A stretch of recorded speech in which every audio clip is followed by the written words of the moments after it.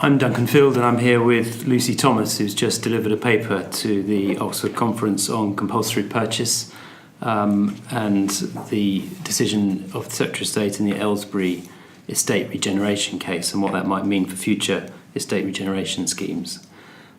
Lucy, one of the issues that came up in the discussion after your paper was around the forum which is most appropriate for sorting out some of these issues, and the point was made that perhaps the inquiry forum and the inspector presiding over that forum isn't really the best way of doing that. Did you have any further thoughts? I think I thought it was a very good question that was asked, and I think there's always going to be some concerns over the inquiry process because of the nature of the way that is put together. It's very often the case that the issues that are going to come forward in the inquiry to be discussed are just those that have been raised by objectors or those that have been raised by those promoting the compulsory purchase order. It won't necessarily be all of the issues that the Secretary of State is going to need in order to be able to make his or her decision. So if those issues haven't come up throughout the inquiry, then that evidence and the thinking around them doesn't particularly get tested, and then it's just going to be left to the Secretary of State to make that decision based on the paperwork in front of him. And then of course, if he hasn't necessarily got all of the information or he hasn't got the full rounded picture in front of him, then that's going to affect the quality of his decision making. Have you seen mediation used in any of the schemes you've been involved in, and if not, do you think that should be something that promoting authorities should explore? I personally haven't seen it actually used within a compulsory purchase context. I think that could be quite a good idea because that would allow particular topics to be picked and discussed that were actually relevant to the decision making, rather than, as I say, those issues that have just happened to have been landed upon by particular objectors or those that the promoting authority wants to put in front of the Secretary of State. So if you had a more mediation type context, that could be quite good by setting an actual agenda to go through the various issues that need to be considered and that are very relevant to the decision, to make sure that those all get properly discussed, and any objections or any extra information that's relevant to those points could all be brought forward then, which would ensure that the Secretary of State had everything in front of them that he needed before he had to make his decision. And do you think that might be a way of dealing with this, it seemed to me, extraordinarily complicated issue of finding the right rehoming solution for residents? In other words, you mentioned, I think, in answer to one question, that one housing solution might adversely affect some special interest groups more than others. Would mediation be a way of finding those individual solutions, or do you think that's just too much of a burden for a promoting authority to explore? I don't think it would be any more of a burden than the situation that they're currently in, which at the moment I think best practice would suggest that they did go and speak to people on an individual basis to properly understand what the impacts were that somebody was going to be facing and what the best solution for them was going to be. So it could be that a mediation solution whereby all of the different options were explored and considered might be a more efficient way of doing it than the current situation. Although that said, I think there's always going to be a place for people being spoken to on an individual basis to really understand what the impacts on them are, because I think it'd be quite easy as an authority to assume you know what those impacts are, and until you've actually spoken to people and really got to the background of why they're upset about the CPO, you're not really going to understand exactly what it is that you're going to be able to do to help them.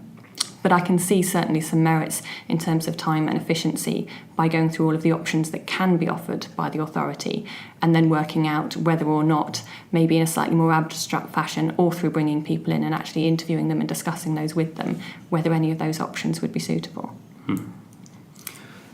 One of the issues that also came up when we were talking about rehoming options were consequences for viability of schemes and the attractiveness of the schemes to joint venture partners.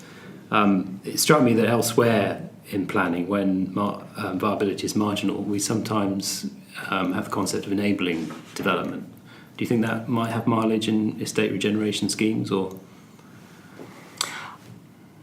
I suppose, I think that would really come into the planning of the estate regeneration scheme itself, and to see whether or not actually, yes, in terms of that viability, are there going to be options. So if the viability of a scheme was going to be detrimentally affected by the need to actually provide more compensation or more generous rehoming offers, then I think that's something developers need to start looking at much more earlier in their schemes. And then yes, if that is genuinely going to affect whether or not that scheme is going to go forward, then of course then explore other options that might enable the scheme to come forward. It sounds like that's something that really does have to happen very early doors when the scheme's first being planned, because that's going to need to get worked into the planning solution as well as the land assembly solution.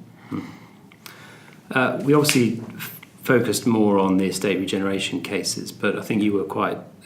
careful to draw out lessons which have wider applications for other compulsory purchase orders. And we talked briefly about the impacts on businesses, and you mentioned small businesses and how they needed to be taken into account. What about landowners and investors as well? I mean, is there an argument here that actually local authorities need to be more careful about allowing them an opportunity to participate in regeneration schemes outside, the estate regeneration context?